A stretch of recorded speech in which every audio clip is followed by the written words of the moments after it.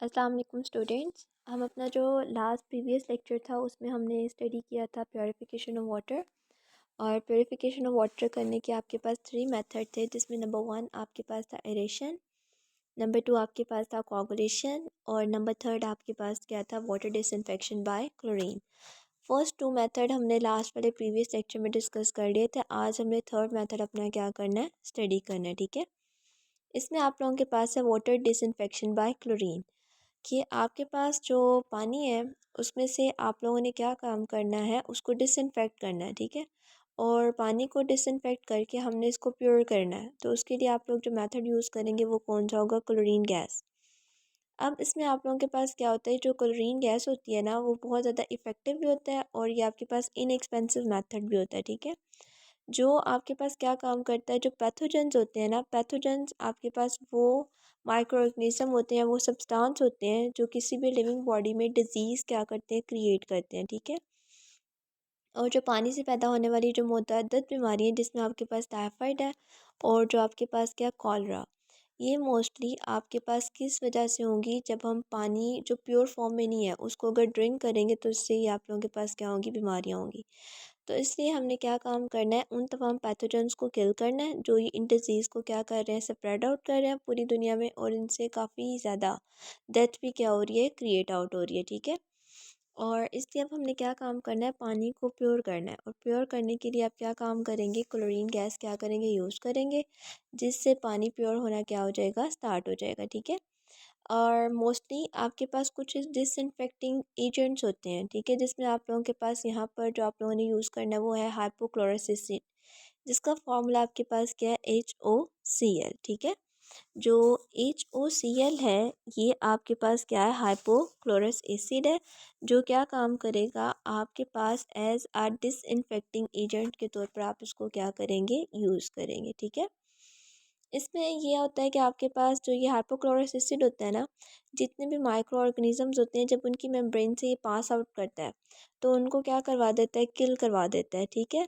और उनको किल करवाएगा तो इसका मतलब वो जो पैथोजेंस होंगे उनकी डेथ हो जाएगी, और जो वाटर डिजीज़ बॉर्न डिजीज़ है वो भी क्रिएट नहीं हो सकेंगी। ठीक है, सबसे पहले आपने एक बात याद रखनी है, जो ये हाइपोक्लोरस एसिड होता है ना, ये बहुत ही ज़्यादा क्या होता है, अनस्टेबल होता है। ठीक है, इसको हम ज़्यादा देर के लिए स्टोर नहीं कर सकते हैं, इसलिए जब भी हमने इसको यूज़ करना है, इसको एज़ इट इज़ हमें इसको बनाना होगा और उसके बाद हम इसको क्या करेंगे, यूज़ करेंगे। ठीक है, अब यहाँ पर आपके पास क्या है, ये इक्वेशन जो मेंशन की हुई है ये किसको रिप्रेजेंट करेगी, क्लोरीन गैस है, Cl2, किसके साथ रिएक्ट करवाना है आप लोगों ने, वाटर के साथ, और किस चीज़ की फॉर्मेशन में आ गया, हाइपोक्लोरस एसिड, साथ में आपके पास H पॉजिटिव आयन, और साथ में आपके पास कौन से है, क्लोराइड आयन। ठीक है, और ये जो आपके पास है ना, ये क्या है, हाइपोक्लोरस एसिड, इसकी क्या होगी, आपके पास फॉर्मेशन होगी है। ठीक है, इसके बाद आप लोगों ने एक बात याद रखनी है कि जो ये मेथड है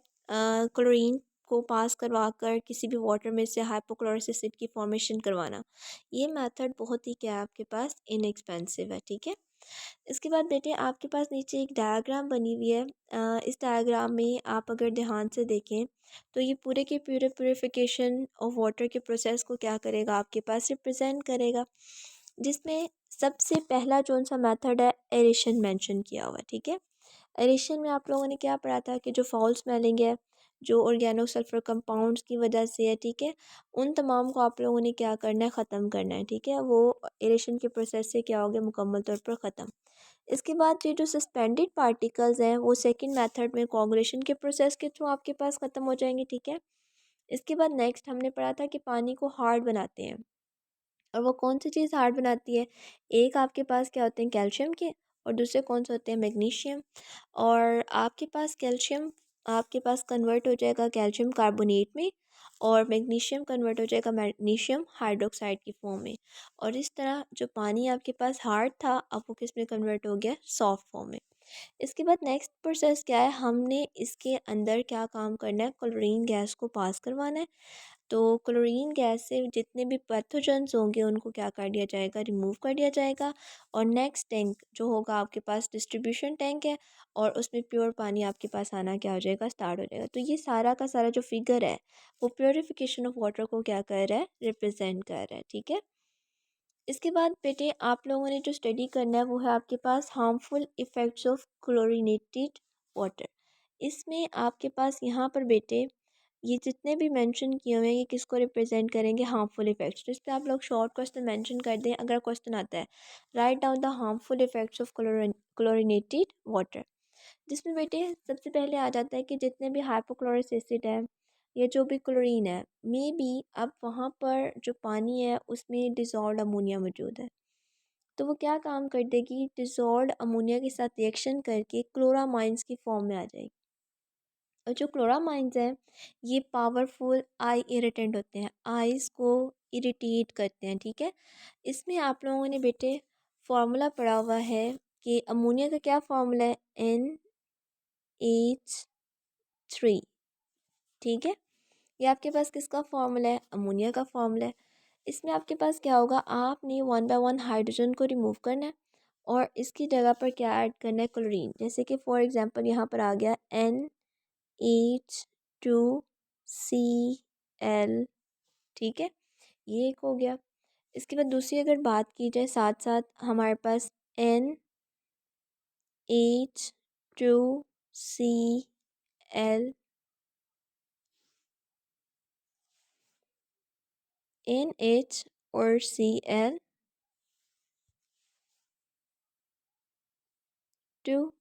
और साथ में आपके पास क्या हो जाएगा, NH3, ठीक है। तो ये सारे के सारे आपके पास क्या हैं,